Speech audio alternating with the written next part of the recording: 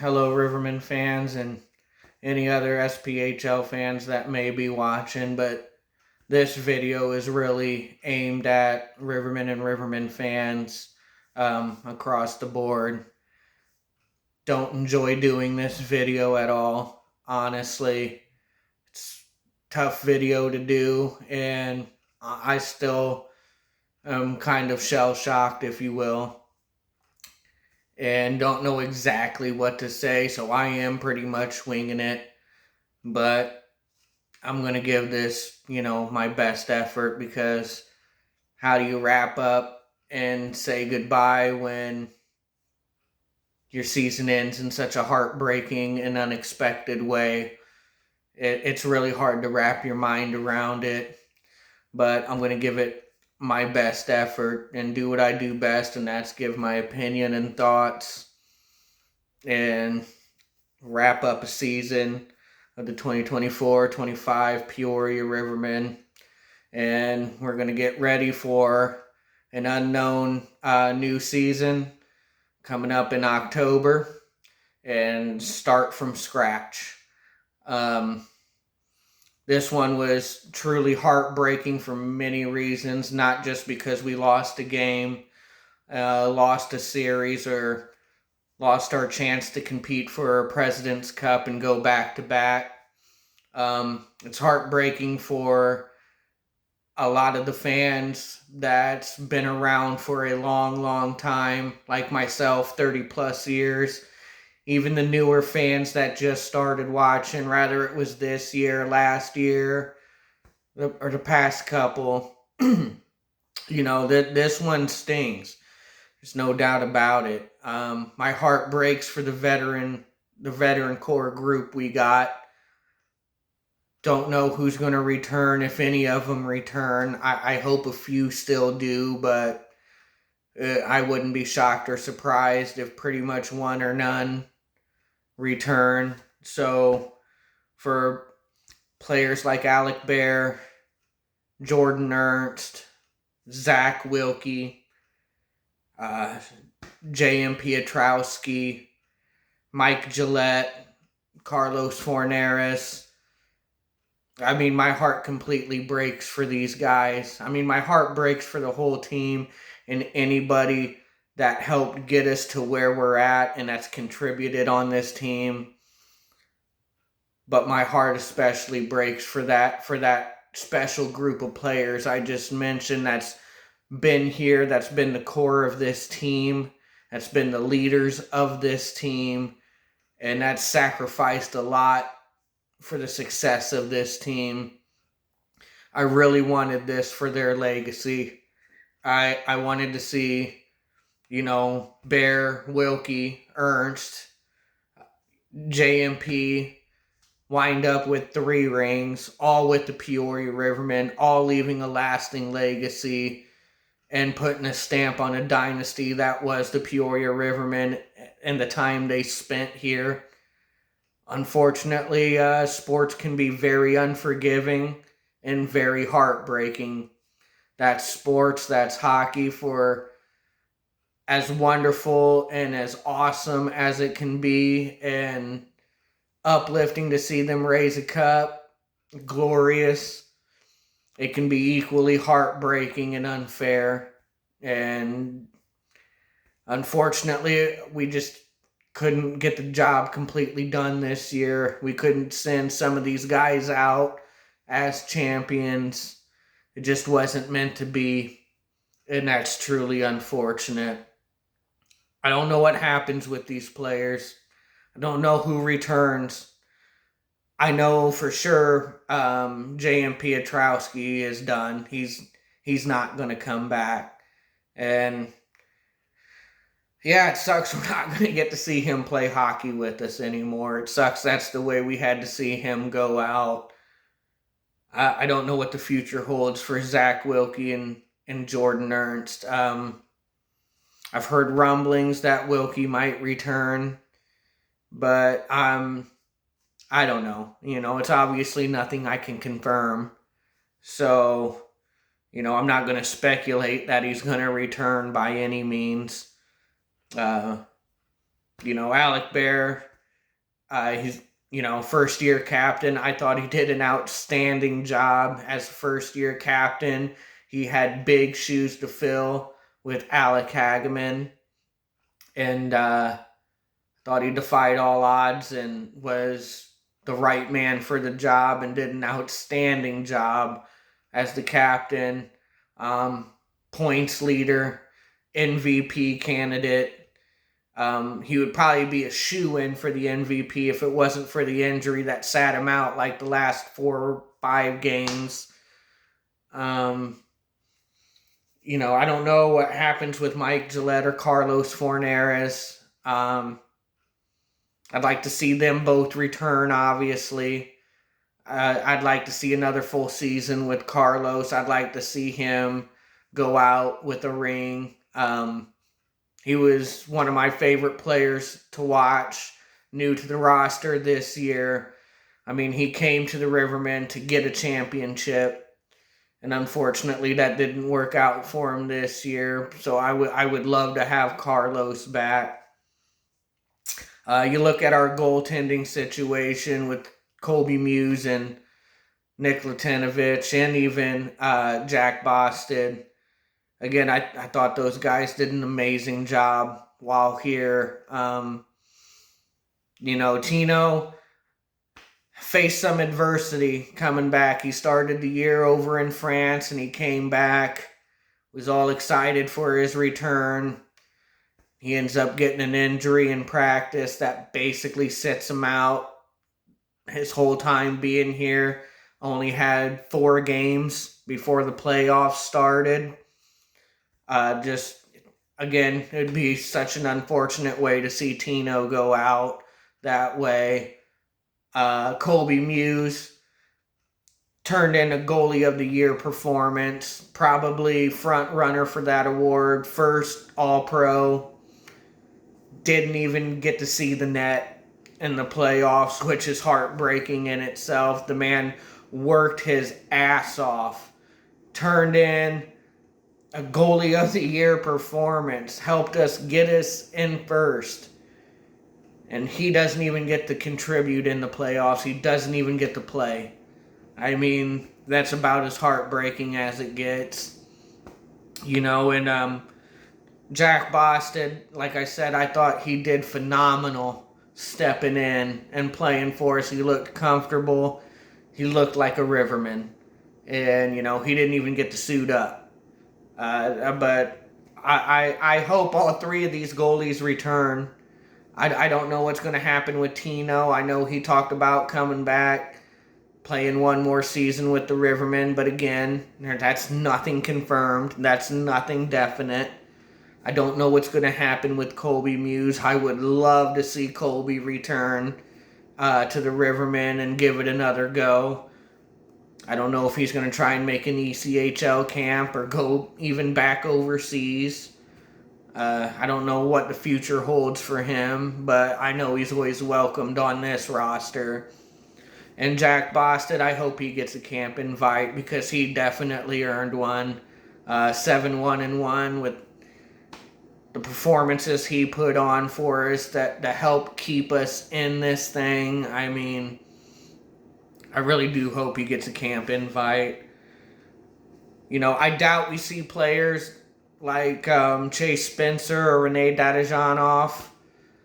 They're probably going to be in the E. Well, not probably. They're going to be in the E. They're going to try and make a camp in the E. I wouldn't be surprised if you've seen Dadajanov start the year next year with the Bison.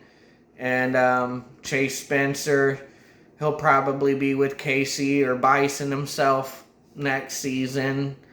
And I don't even know if they play another game in the SPHL. So I thank them for the time they did spend here and helped us get to where we're at.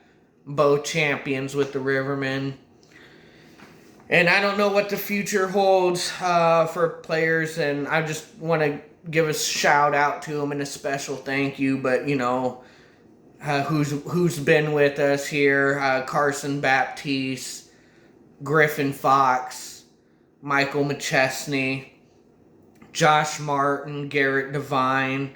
I mean, I really enjoyed watching these gentlemen play for the Peoria Rivermen, and you could tell they gave their heart and their all, and they're Peoria Rivermen through and through. I want nothing but success for these gentlemen, and I hope to see them in a Riverman uniform next year.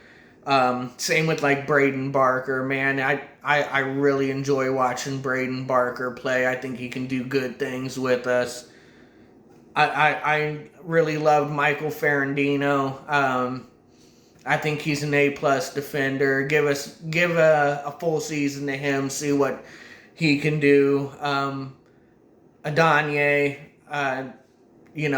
might have had a little bit of a slow start, but man, he just got better and better and better every game, and I truly enjoyed watching him play.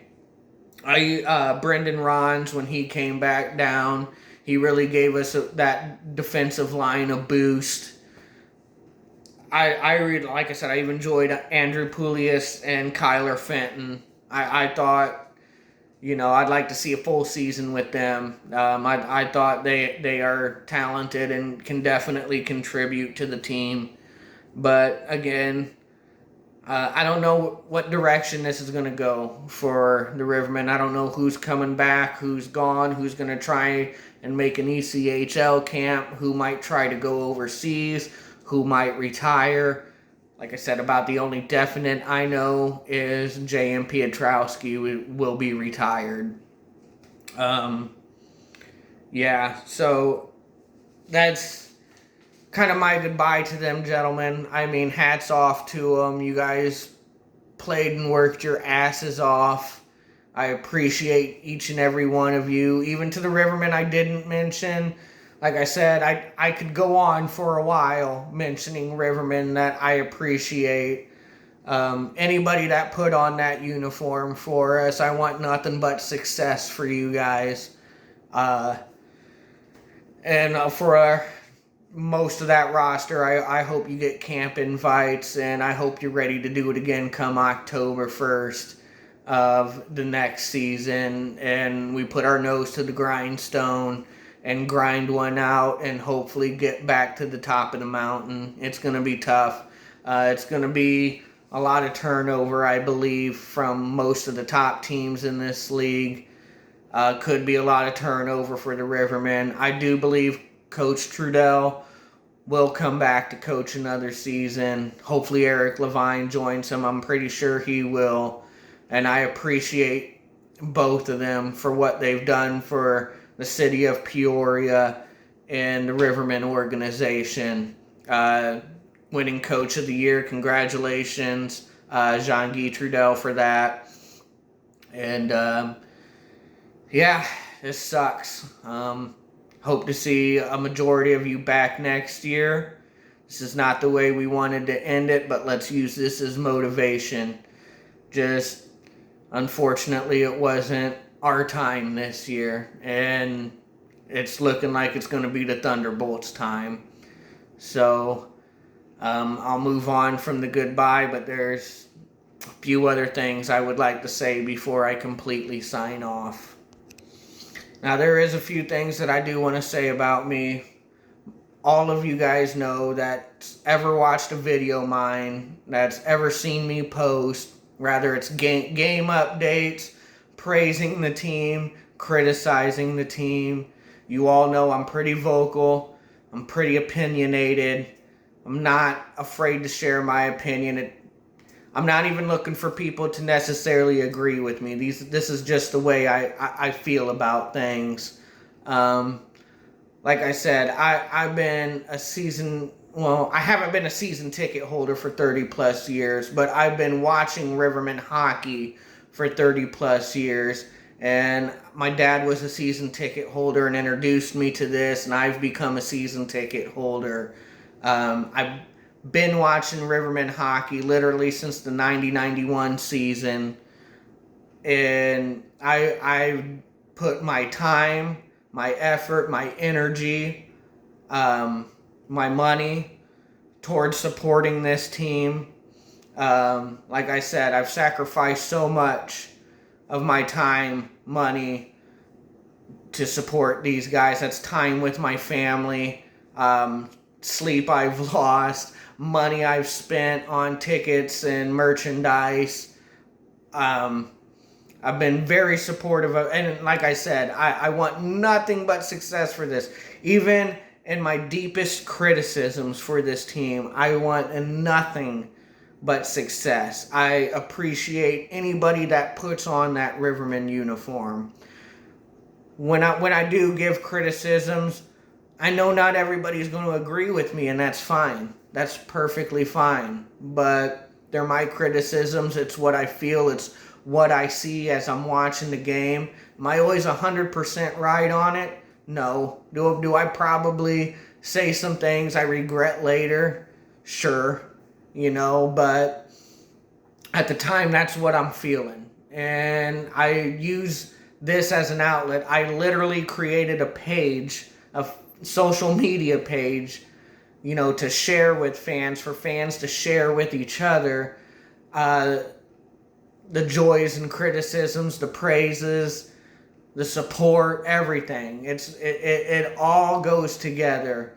And, I'm not perfect either. I've said some things to other fans I've regretted. And I'm sure people have said stuff to me that they normally wouldn't say.